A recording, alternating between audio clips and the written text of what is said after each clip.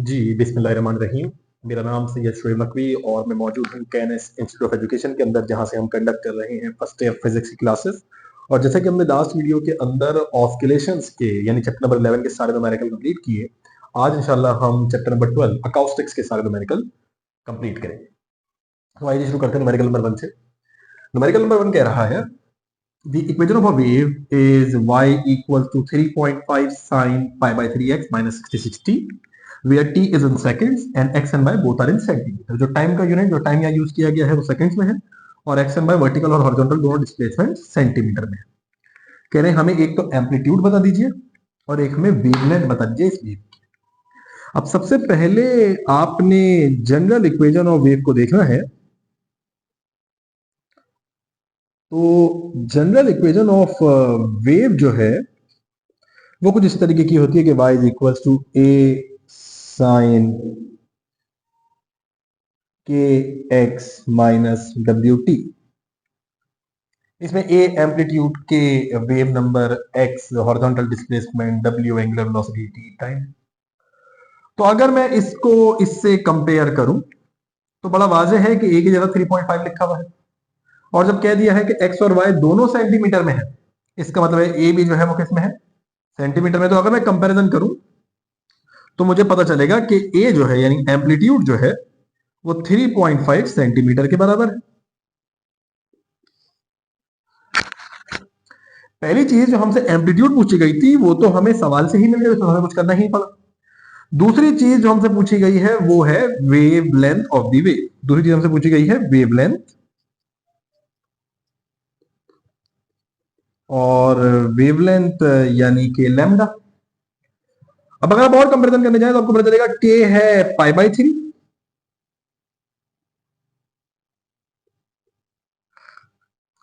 के है हमारे पास पाई बाई 3, तो ये वैल्यू आ गई हमारे पास। अब के होता क्या है, के दरअसल में हमारे पास होता है वेव नंबर।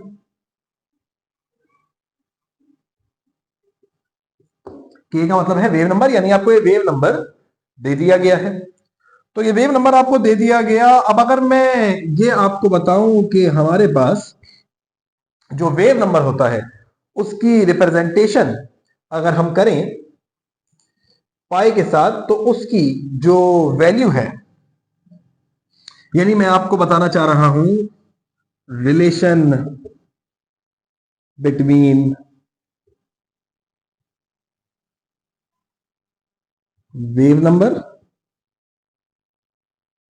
एंड वेवलेंथ, क्योंकि मुझे वेवलेंथ मालूम करनी है और वेव नंबर दे दिया गया है। तो रिलेशन बिटवीन वेव नंबर और वेवलेंथ है that k equals to 2 pi by lambda. Lambda यानी कि वेवलेंथ।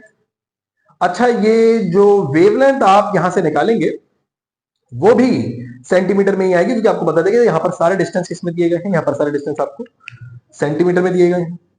और दूसरा कि ये फॉर्मूला आपकी बुक सजेस्ट कर रही है, बुक ने नोट्स और एंटी नोट्स के सॉल्यूशन में आपको बता रखा है कि wave number is equal to 2 pi by lambda. तो हम बोलेंगे कि हमारे पास के की वैल्यू कितनी है, तो के की वैल्यू है पाई बाय 3। मैं दोबारा बता दूं कि के की वैल्यू हमने कैसे निकाली है। तो ये के की वैल्यू हमने इसको और इसको कंपैरिजन किया तो पता चला ए 3.5 है, के पाई बाय 3 है, ओमेगा 66 है। कहीं ओमेगा की नीड पड़ेगी तो कर देंगे। तो के की जगह पाई बाय 3 रखा और हमने लिखा equal to pi by lambda, क्योंकि मुझे लेमडा निकालना है। तो बोलूंगा पाई से पाई कैंसिल, लेमडा चूंकि यहां पर डिवाइड हो रहा है तो यहां पर आके मल्टीप्लाई हो जाएगा, और 3 यहां पर डिवाइड हो रहा है तो यहां पर आके मल्टीप्लाई हो जाएगा। और मैं बोलूंगा 2 3 जा 6 सेंटीमीटर की मेरे पास वेवलेंथ निकल कर आ रही है। तो जो दोनों आंसर मिले वो मुझे मिले कि एम्पलीट्यूड है 3.5 सेंटीमीटर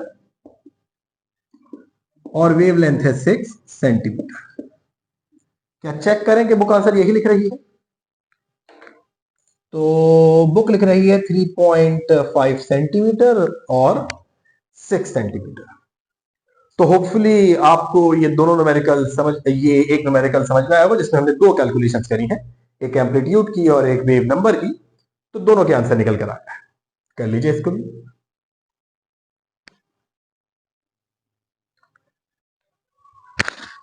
जी, आइए अब क्वेश्चन नंबर 2 के ऊपर।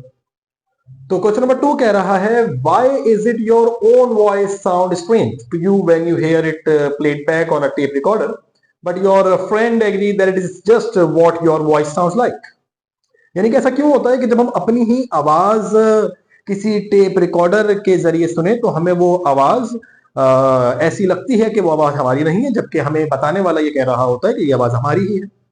यानी जैसा साउंड हमें अपना सुनाई देता है, दूसरों को साउंड हमारा वैसा ही सुनाई नहीं देता, थोड़ा सा उससे डिफरेंट रहता है। वजह क्या है, सवाल में ये पूछा जा रहा है। तो आइए इस बात को थोड़ा समझते हैं कि वजह है एयर कंडक्शन। जब हम किसी बाहर से आने वाले साउंड को सुनते हैं तो जो साउंड हमारे कानों तक पहुंचता है और ब्रेन तक जो सिग्नल रिसीव होते हैं उसका पाथ कुछ ऐसा रहता है कि एयर से वो साउंड आर्स कैनाल में आता है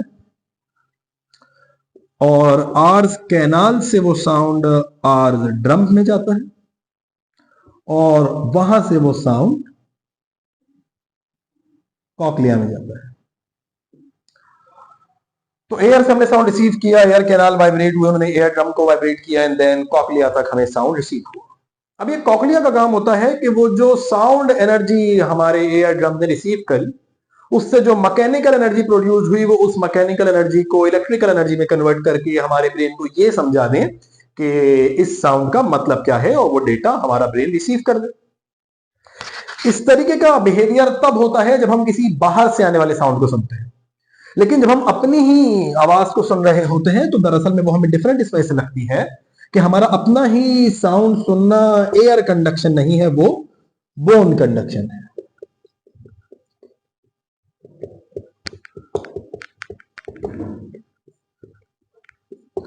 और बोन कंडक्शन का मतलब यह है कि जब हमने साउंड प्रोड्यूस किया इंसान ने, तो इंसान की बोन वाइब्रेट करें और स्कल के वाइब्रेशन की वजह से वो साउंड हमारे कॉकलिया तक डायरेक्ट रिसीव हो जाए, यानी कि साउंड जो है स्कल को वाइब्रेट करे और स्कल को वाइब्रेट करने से कॉकलिया तक साउंड डायरेक्टली पहुंच जाए बगैर एयर कैनाल से, एयर ड्रम से होता हुआ डायरेक्ट हमें यहां पर साउंड रिसीव हो जाए, जिसका energy level comparison to air conduction थोड़ा सा कम रहता है, जिसकी वजह से हमें अपना ही साउंड जो सुनाई देता है उस क्वालिटी का साउंड हमारा ही किसी दूसरे को नहीं सुनाई दे रहा होता, क्योंकि हम तक जो साउंड हमारा पहुंचता है वो बोन कंडक्शन के थ्रू पहुंचता है और किसी दूसरे तक जो हमारा साउंड पहुंचता है वो एयर कंडक्शन के थ्रू पहुंचता है।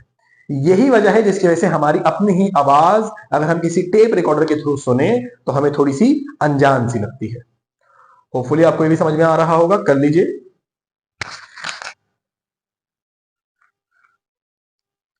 आइए जी क्वेश्चन नंबर 3 के ऊपर। तो क्वेश्चन नंबर 3 हमें कह रहा है, why is the speed of sound in solid is much faster than the speed of sound in air. Sound की जो स्पीड है वो सॉलिड्स में ज्यादा क्यों है एज कंपेयर टू एयर के। तो देखें, इसका जवाब हम निकालेंगे वेलोसिटी के फॉर्मूले से कि जब साउंड ट्रेवल करता है तो वेलोसिटी का फॉर्मूला है इलास्टिसिटी अपॉन डेंसिटी। तो फिर बहुत सारे लोग बोलेंगे कि भाई सॉलिड्स के अंदर तो इलास्टिसिटी होती ही नहीं है, कि सॉलिड बैंड ही नहीं हो सकते। तो यही कॉन्सेप्ट इलास्टिसिटी के ऊपर गलत है। इलास्टिसिटी हम ईज ऑफ डिफॉर्मेशन को कहते ही नहीं है। यानी अगर मैं आपको ये बताऊं कि इलास्टिसिटी जो है वो क्या चीज है, तो बहुत सारे लोगों को लगता है elasticity is ease of deformation, कि हम कितना आसानी से किसी चीज को डिफॉर्म कर सकते हैं, बेंड कर सकते हैं। बट इलास्टिसिटी ये नहीं है। इलास्टिसिटी है हाउ इजीली समथिंग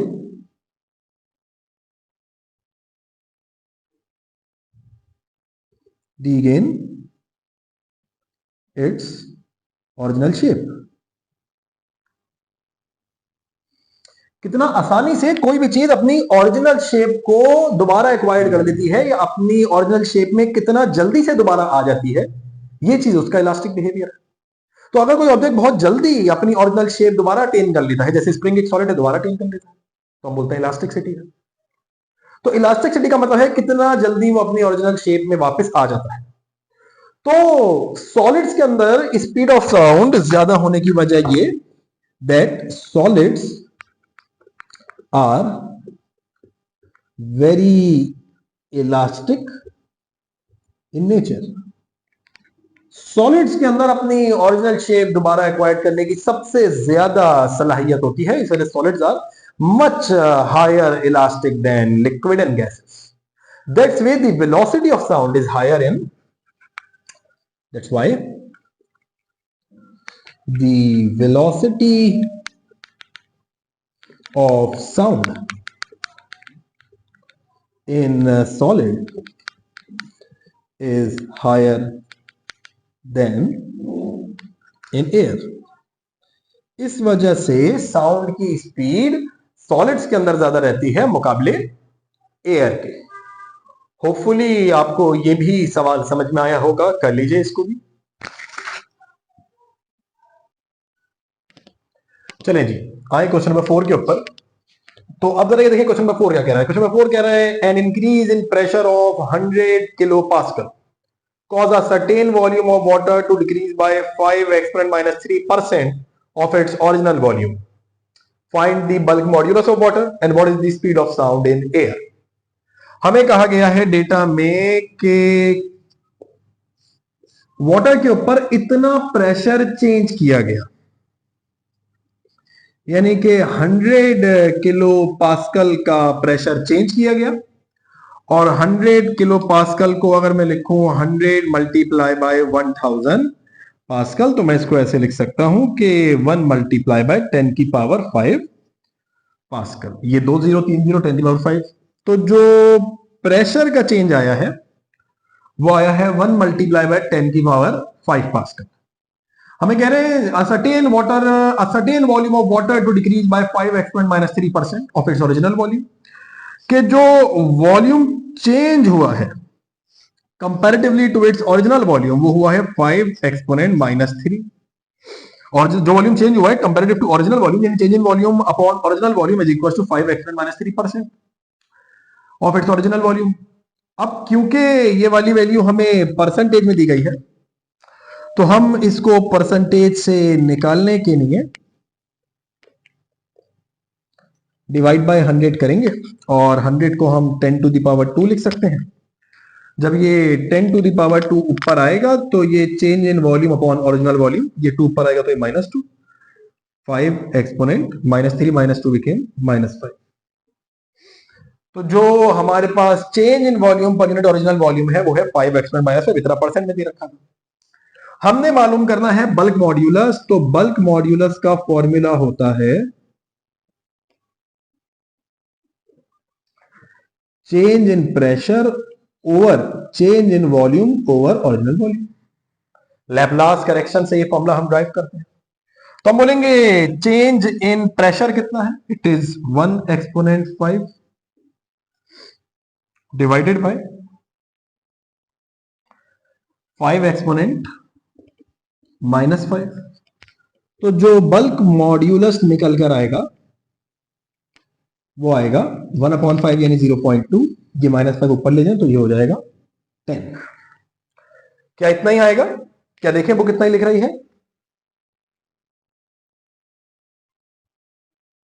बुक लिख रही है 2000 मेगा पास्कल्स का जो है वो बल्क मॉड्यूलस निकल कर आ रहा है। अच्छा, बल्क मॉड्यूलस का यूनिट पास्कल्स होता है, क्योंकि देखें ना ये वॉल्यूम मीटर क्यूब होगा, ये मीटर क्यूब से मीटर क्यूब कट जाएगा, सिर्फ प्रेशर का यूनिट पास्कल्स बचेगा। तो अगर मैं इसको लिखूं बल्क मॉड्यूलस को सिर्फ बी लिख सकते, इसको मैं ऐसे लिखूं 2 एक्सपोनेंट 9 पास्कल, वरना मैं इसको ऐसे लिखूं 1 2 3 एक्सपोनेंट 6 पास्कल, क्योंकि 3 0 मैंने यहां बढ़ा दिया तो 9 से इसको 6 कर दिया, और एक्सपोनेंट 6 का मतलब होता है मेगा, तो मैं तो कह सकता हूं 2000 मेगा पास्कल्स का हमारे पास बल्क मॉड्यूलस मौजूद है। 2000 मेगा पास्कल्स का हमारे पास बल्क मॉड्यूलस मौजूद है। तो ये हमें बल्क मॉड्यूलस मिल गया। और हमसे क्या पूछ रखा है बी पार्ट में, what is the speed of sound in water, what is the speed of sound in water, ये पूछ रखा है बी पार्ट में। तो क्योंकि हमसे वेलोसिटी पूछी गई है तो हम बोलेंगे वेलोसिटी का फॉर्मूला होता है root of bulk modulus upon density, root of bulk modulus upon density. तो बल्क मॉड्यूलस कितना आया था 2 एक्सपोनेंट 9, तो हमने लिखा है इसको 2 एक्सपोनेंट 9, और डेंसिटी कितनी है वाटर की 1000। फ्लूइड स्टैटिक्स फ्लूइड डायनामिक्स में कितना किया हमने कि वाटर की डेंसिटी 1000। जब इसको हम कैंसिल करेंगे 3 से 9 से ये 3 जीरो निकाल दो, बचेगा 2 एक्सपोनेंट 6, और जब रूट निकालेंगे 2 एक्सपोनेंट 6 का, तो root of 2 exponent 6 is approximately, is the answer which we are getting is 1414 meter per second, 1414 meter per second। Let's check कि बुक क्या लिख रही है, तो बुक लिख रही है 1400, राउंड ऑफ करके लिख दो, हम बोलेंगे अप्रोक्सीमेटली 1414 आ रहा है ना, हमसे 1400 मीटर पर सेकंड लिख देते हैं, कोई मसला नहीं। तो जो हमारे पास वेलोसिटी निकल कर आ रही है वाटर में, वो आ रही है 1400 मीटर पर सेकंड। बल्क मॉड्यूलस का फॉर्मूला होता है change in pressure over change in volume by original volume. दोनों वैल्यूज आपको दे दी गई थी, हमने पुट किया। वेलोसिटी का फॉर्मूला होता है bulk modulus over density, put किया और वैल्यू हमने निकाल ली। होपफुली आपको ये वाला न्यूमेरिकल समझ में आ रहा होगा, कर लीजिए इसको भी।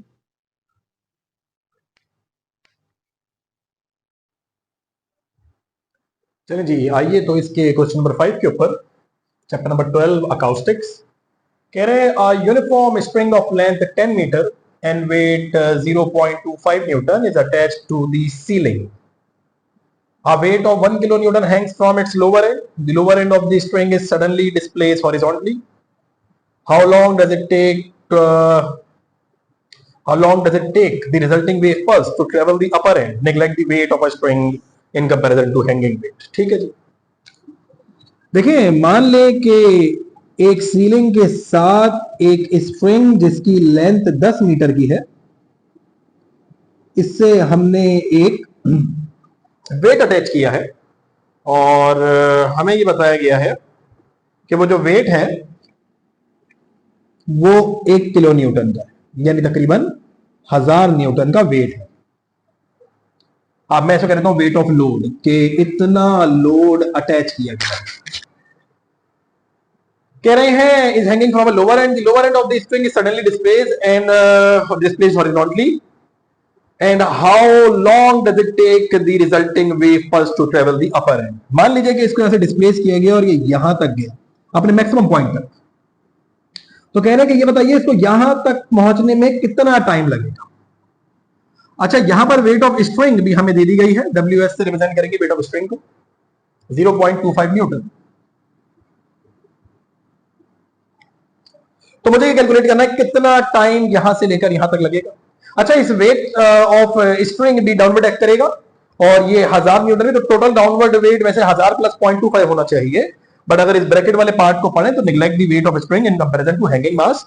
तो कह रहे हैं इसको निग्लेक्ट कर दो इससे कंपैरिजन में, तो बस इसी को आप हैंगिंग मास कंसीडर करो, इसको छोड़ दो, यानी जो 0.25 न्यूटन। तो अब सबसे पहले तो हम कैलकुलेट करते हैं यहां पर, अभी चले देखें जरा इसका कैसे सोल्यूशन बनाते हैं, क्योंकि हमने टाइम मालूम करना है। वेट ऑफ स्प्रिंग हमारे पास है 0.25 न्यूटन, लेंथ है 10 मीटर की, वेट ऑफ लोड जो कि डाउनवर्ड एक्ट कर रहा है वो 1000 न्यूटन का है। इस स्प्रिंग में अपवर्ड डायरेक्शन में टेंशन होगी और वो उतनी ही होगी जितना वेट है डाउनवर्ड, तो टेंशन भी कितनी है 1000 न्यूटन की। तो याद रखें, क्योंकि मुझे वेलोसिटी निकालनी है और लेट से कि वो एक, मुझे टाइम निकालना है और लेट से कि वो एक कांस्टेंट वेलोसिटी के साथ यहां पर जाता है, तो मैं बोलूंगा कांस्टेंट वेलोसिटी का जो फॉर्मूला है वो है velocity is equals to displacement upon time. तो डिस्प्लेसमेंट कितनी हो रही है, जितनी लेंथ, तो L अपॉन टाइम। यानी कि अगर मुझे डिस्प्लेसमेंट अपॉन टाइम से अगर मैं निकालना चाहूं, तो मुझे यहां पर टाइम क्योंकि मालूम करना है, तो मैं बोलूंगा L upon V। Displacement 10 metre की ही है, वेलोसिटी मुझे चाहिए टाइम निकालने के लिए, तो क्योंकि मुझे वेलोसिटी चाहिए तो वेलोसिटी कैसे निकालें। इस केस में वेलोसिटी का एक फॉर्मूला होता है which is tension upon mu, और यहां पर ये म्यू क्या चीज है, ये म्यू जो है ये है weight mass density, weight mass density of spring. क्या है ये वेट मास डेंसिटी? आप इसको समझ लीजिए मास पर यूनिट लेंथ। ये म्यू है वेट मास डेंसिटी, यानी कि मास पर यूनिट लेंथ। किसका मास? स्प्रिंग का मास। तो स्प्रिंग का मास कैसे निकाले?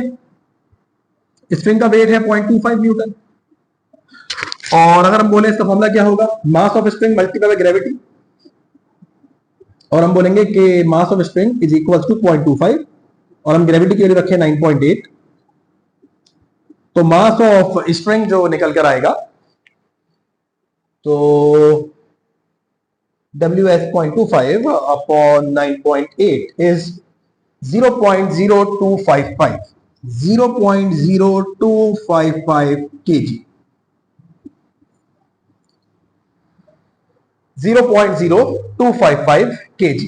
इस मास को यूज करके म्यू निकालेंगे M/L से, मास of spring per unit length, कि मास ऑफ स्प्रिंग कितना है 0.0255 अपॉन लेंथ कितनी है 10। तो क्योंकि लेंथ 10 है और डिवाइड कर लो तो एक जीरो और बढ़ा लो,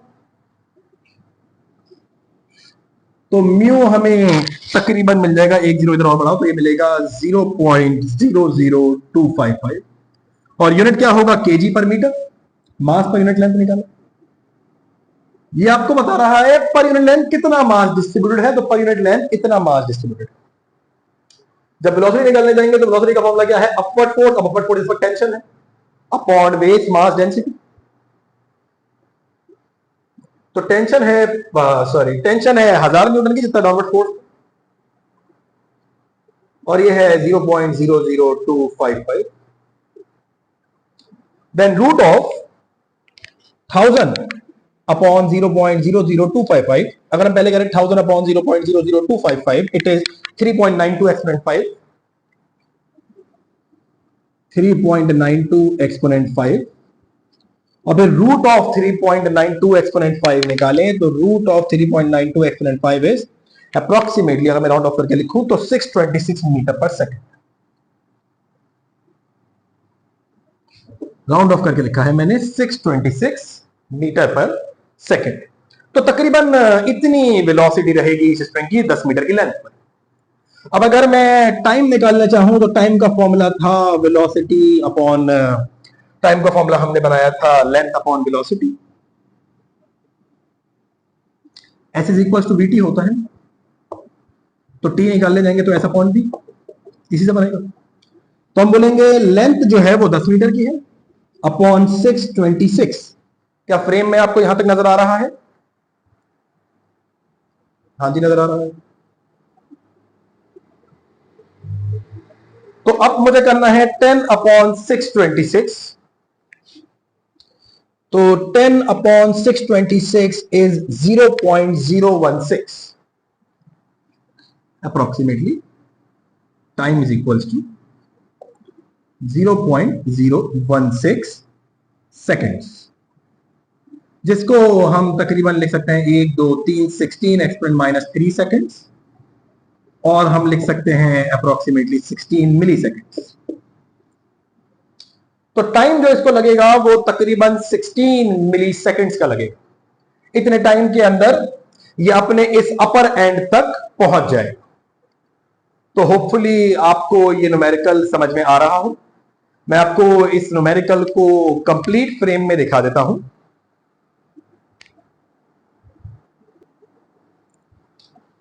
तो अब अगर इसको हम कंप्लीट फ्रेम में देखें तो आपको पता चल रहा होगा कि हमने पहले टाइम निकालने का फॉर्मूला बताया, लेंथ अपॉन बी, वेलोसिटी का बनाया tension upon weight mass density, weight mass density निकाली मास अपॉन लेंथ से, वेलोसिटी निकाली, फिर टाइम निकाला तो वो मिला 16 मिली सेकेंड्स। होपफुली आपको ये वाला न्यूमेरिकल समझ में आया होगा। कॉपी कीजिए। चलें जी, आइए क्वेश्चन नंबर 6 के ऊपर। तो क्वेश्चन नंबर 6 कह रहा है a traveling sine wave is the result of superposition of two other sine waves with equal amplitude, wavelength and frequency. The difference of wave each the component of wave each have amplitude 5 centimeter If the resultant wave has an amplitude of 6.69, what is the phase difference between the component of the wave? कह रहे हैं अगर दो wave है जिनका amplitude, frequency, wavelength सब कुछ same है, लेकिन वो एक दूसरे से फेजेस का डिफरेंस रखती है, तो ये बताइए कितना फेज डिफरेंस होगा कि अगर दोनों वेव्स का एम्पलीट्यूड जो है वो 5 सेंटीमीटर का है और रिजल्टेंट एम्पलीट्यूड दोनों का कंबाइन कर वो 6.9 है, और हमसे पूछा गया है 5 फेज डिफरेंस। जब दो वेव आपस में ट्रेवल करती हैं तो देयर इज अ पॉसिबिलिटी कि या तो पहली वेव आगे चलेगी फेज लेग के स्टेट में, या पीछे चलेगी फेज लीड के स्टेट में। आगे चलेगी फेज लीड के स्टेट में, पीछे चलेगी फेज लेग के स्टेट में, और अगर साथ चलेगी तो फेज इन के स्टेट में। हमने निकालना है फाई, तो रिलेशन है AR is equals to twice of A cos phi by 2। Relative resultant amplitude का ये AR का मतलब याद रखिएगा, AR का मतलब है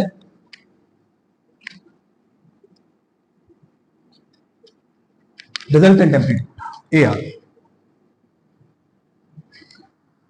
तो बोलो रिजल्टेंट AR, रिजल्टेंट एम्पलीट्यूड हमें 6.69 दिया गया है।